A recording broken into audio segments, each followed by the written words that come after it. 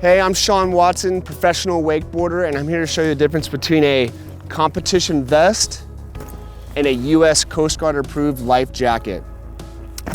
The names alone should help you tell the difference between the two. One is a vest and the other is a US Coast Guard approved life jacket. Competition vests are popular with professional wakeboarders, skiers, trick skiers, as they are thinner and more flexible than a true life jacket. But the only time you should use a competition vest is when you are in a controlled environment where you are closely being observed, like at an event with a safety personnel. These are not to be used for any recreational water sports like tubing, recreational skiing, wakeboarding, barefooting, or riding on a personal watercraft. Today, the US Coast Guard approved life jackets have come such a long way in comfort, fit, flexibility, that there's really no reason not to use one for everyday use unless you are in a competition or any sanctioned event. Here are the key things that you need to know about a competition vest. This is not a life jacket. Injury or drowning could occur while wearing this vest. This is not a safety device. It does not conform to any US Coast Guard or ISO CE standard.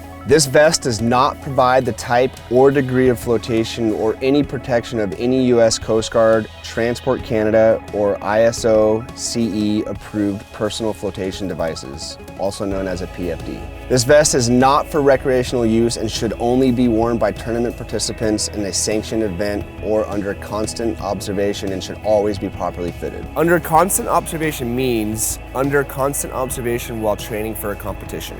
The buoyancy and its distribution in the vest are not sufficient to float a conscious or unconscious person. This vest should not be worn by non-swimmers. No express or implied warranties are made concerning its use or performance. User assumes all risk of serious injury or death. Never operate a watercraft, ski, or ride under the influence of alcohol or drugs. Always read user manuals before use. Never remove danger label from vest. The competition vest is not designed to offer impact protection or the flotation that will keep you safe in a fall. The competition vest is not a personal flotation device. It will help you stay a bit warmer, but it will only offer you limited protection and flotation. It is simply not designed or built to float you the way a US Coast Guard approved life jacket is designed.